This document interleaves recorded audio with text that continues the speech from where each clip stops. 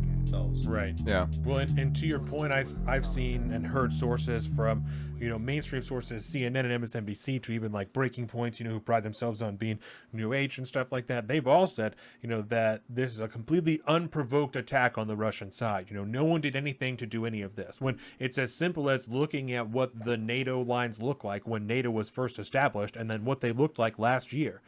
What are you talking about? When the NATO lines have expanded, you can't say that there is no provocation at all. And we discussed, I think, when this first started, that if you're looking at Vladimir Putin and Russia in a very one-dimensional figure of they're just fascist and they're authoritarians, you're never going to understand this. If you don't consider that Vladimir Putin might actually believe the things that he's saying, not all of it. He's saying some things for the purpose of the public and he's to justify whatever, but he genuinely believes in some form in what he's doing. He genuinely believes that his way of life is being threatened by Western culture. Whether not you guys, but us as a culture believe that or not, he might. You have to consider he might actually fucking believe that. And if he does, then seeing the NATO lines move closer and closer to his homeland, his own culture, his own way of life is gonna feel really fucking threatening. Whether we as the American government and people think that is valid or not, he might actually fucking feel that way. And it's weird to see it boil down to such a one-dimensional thing, It is, and especially when you think about Go ahead, Ivan. And to your point, you don't need to look any further than the Bay of Pigs. The Russians did do that. What the fuck did we do? Right. Yep. We staged a coup. Yeah, we staged an attempted coup. Yeah, in another country that now we have beef with. I think now we let people go there now, but that was just within the last few years that we were able to go there. Yeah, it's the relationship with Cuba has been difficult. And I like the to put it in the Dave. I think it was Dave Smith, the comedian, libertarian savant. He likes to say, if you want to find out who America's next enemy is, just look at who we're funding now.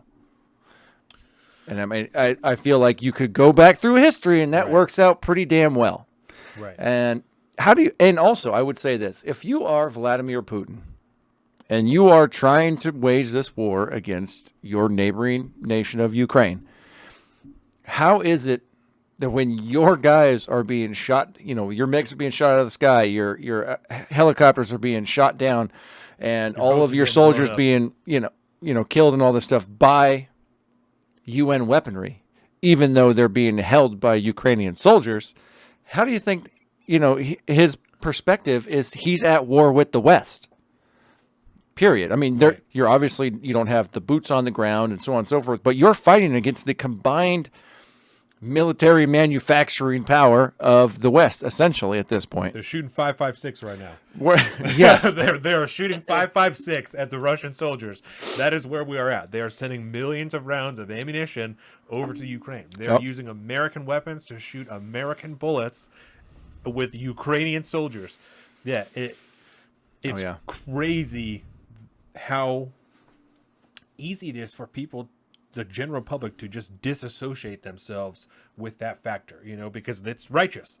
Of course it's the right thing. It's righteous. Why wouldn't we be doing that? How could it possibly be wrong when we're standing for what is right? We've always stood for what's right. How could it possibly be wrong? Yeah, we're America. We're the good guy, right? Yes, because Ukraine deserves to be sovereign, but Russia does not. Russia needs to sit down and shut the fuck up and do what America says, but Ukraine deserves to be sovereign, That's just that's cognitive dissonance. That's you cannot hold both ideals and actually be thinking logically at the same time. Mm-hmm. It's not a good situation. Yeah. So Zeke, what are your thoughts towards where we're at now, I should say, and where this might go next? With Russia and Ukraine? Yeah. World War III, just nobody's calling it that yet. No. So the conspiracy theory part of my mind is like Russia and China, they're wanting to drag this shit out as long as possible. Right here, I can actually speak out of the company I work. A lot of our precious metals, they originally came from Russia. Gold, the zinc, the silver. all that shit. What happened when we stopped getting it? A lot of more expensive. Production slowed the fuck down. Silver market popped. So and yeah, and there's also, let's see, we have, oh, that's all. Precious metals here. Oh, and the natural gas, right? Mm-hmm. So while Biden is tapping into our gas reserves, giving us some temporary relief, gas bills, it's only going to just Relief. rebound worse. Yeah. Relief. Once that shit's gone, much, much worse. Well, we have to refill you're it. gonna be We have to refill the reserves. Yeah. Where's that going What? to come from? Some more Russian gas? Right. At some point, you have to refill the reserves, or else you don't have a reserve anymore because you fucking wasted it all. Right. So I'm in my head, because I don't have anything to prove this, telling Russia, like, just keep on dragging this shit along. Like, if we're gonna fucking drag America's economy through the fucking mud. Right now, China's going through the same shit with their whole COVID thing, and they're trying to get the whole world to. They have a whole COVID thing going on again. Yeah. Yeah, they got a big COVID thing going on now. Yeah. And that's a whole other can of worms. They're trying to reinstate those whole mask mandates that back up in Philadelphia. But anyway, with what I see in the future is that Russia just keeps on dragging. They'll probably make some progress and they just pull back. They'll make some and just fucking pull back. Yeah. Like they will be getting a lot of their shit from Russia, whether it's ammunition, missiles, tanks, whatever. They have the financial means now. They have the financial backing because they trade in the U.S. reserve currency. They can just trade it in the reserve yen. Yep.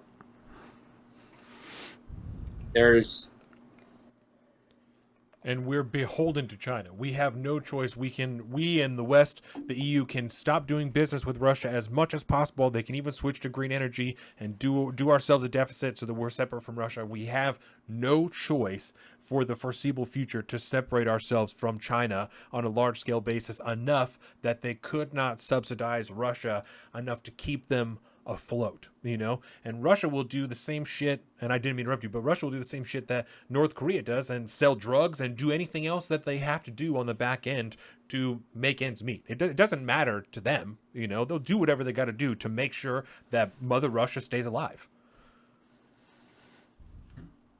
Yeah, they're not going to let themselves just straight go into, to become a third-rate power anymore. They're going to push and do what they can. Their people are used to a certain standard of living. They're not going to tolerate. He's not going to be able to stay in power if his people go from whatever life they have now to a complete third-class existence in less than a generation. Yeah, he will not be able to stay in power if that's what he's going to do to his people. Yeah, yeah, and I've heard a couple of people talk about this in various different ways. But when you look at the leadership in the balance of power, I should say, in the Russian Federation. Is it Vladimir Putin controlling the oligarchs, or is it is it the oligarchs controlling Vladimir Putin, or is it a more symbiotic relationship than that? Is one more accountable to the other? It's hard to tell, I think, unless you really have an insider track into what goes on over there. So it's really hard to tell. But at some point, the sanctions will add. I'm skeptical about sanctions, to be perfectly honest. I don't know how much they really care because Ruble's bouncing back already. Yeah, it's like it doesn't matter. They have alternative financial means to get what they want. Oh no, they're locking up my big yacht. Okay, who cares? I could get another one. I got private jets. I'm not that worried about it. Still have all the fertilizer. I still have all the gas. Yes. I still have all of the things that you're gonna need come time, And when it comes time and we are continually bombing the fields of Ukraine, so you cannot plant the grain and the wheat and whatever it is, then we're gonna starve you out. I mean, it's the same way.